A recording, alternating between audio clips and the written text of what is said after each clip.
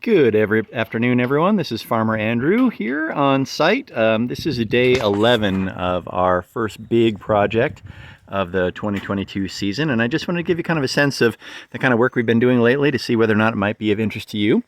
So we have an interesting problem here. We have the property owners have this huge stand of blackberries, and in fact, if I can do a little 360 here, you can see there's blackberries over there.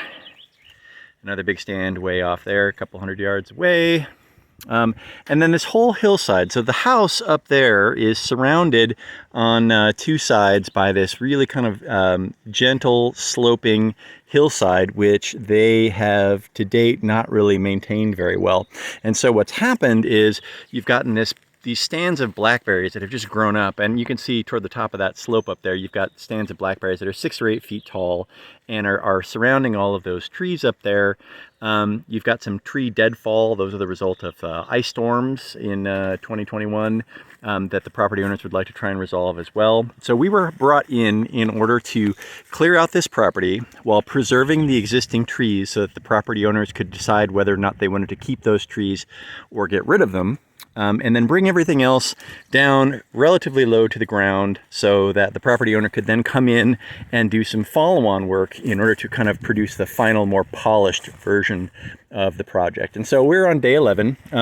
For the purposes of illustration for the client, what I have done is I've put these black posts in the ground more or less at the edge of every day's work. So you can see today's work follows sort of the edge of this black post moving uphill toward the trees. And we're not going to make it to the top of the hill today because I had to spend a significant amount of time today clearing out a whole bunch of mildly toxic plants. These are foxglove, also known as digitalis, which we don't want the goats to eat. So contrary to popular opinion, goats actually can't eat anything. There are a few toxic plants that we have to worry about on the job site, and that's part of the goat herder's responsibility. So moving back here, we have uncovered a number of different things, which is a pretty normal phenomenon on these sorts of jobs. One of the previous owners of this property had horses, and so we've got all this old wire, which was completely buried inside of all of this blackberry bramble.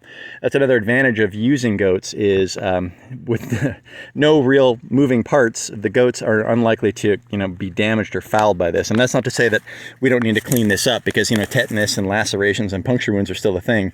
So when I can, I pull it out of the ground and put it outside of the work area. There's a post there that is sort of the one of the relics of the horse fencing that used to be here on site.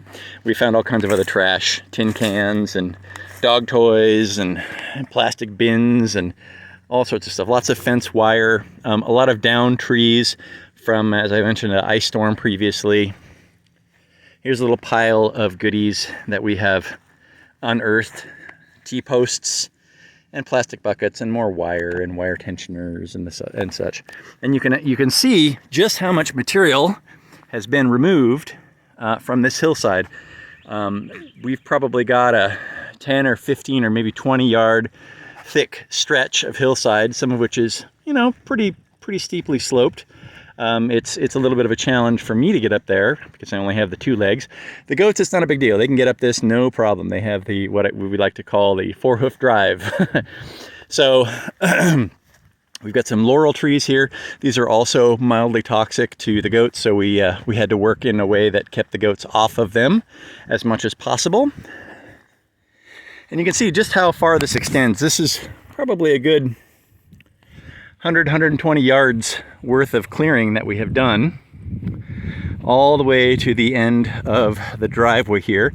And outside of our temporary electric fencing, that's this white nylon material here, the client has already started to clean up some of the stuff that he does not want.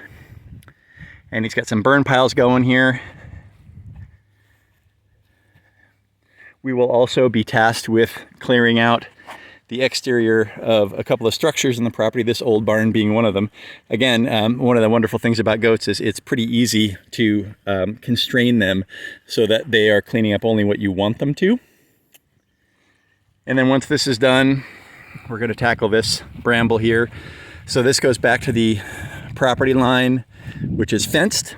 So we only have to employ our temporary electric fencing on 3 sides instead of all the way around. And you can see again, nice big stand of blackberries. So I'm 6 foot tall. Some of these look like they're reaching 10, maybe 12 feet. So this may be some older growth in here. It's hard to tell with that actually carving into the blackberry. For those who don't know, blackberry is what I like to call self-trellising. In other words, the canes that are on top act as supports for additional canes to grow in, and they go on top of the existing canes. And so eventually what happens is the canes on the bottom get shaded out and they die. And the dead canes continue to have a substantial amount of structural strength.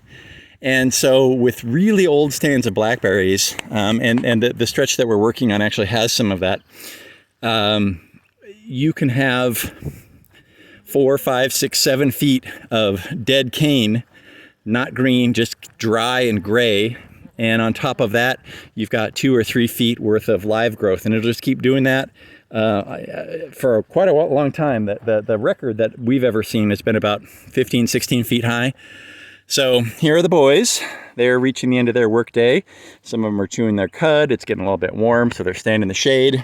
Goats are not mechanical in nature, so they like to take a little bit of time to relax. They also do not have infinitely large stomachs, so they'll eat for a while and then they'll take a break and sit in the shade and drink some water and chew their cud.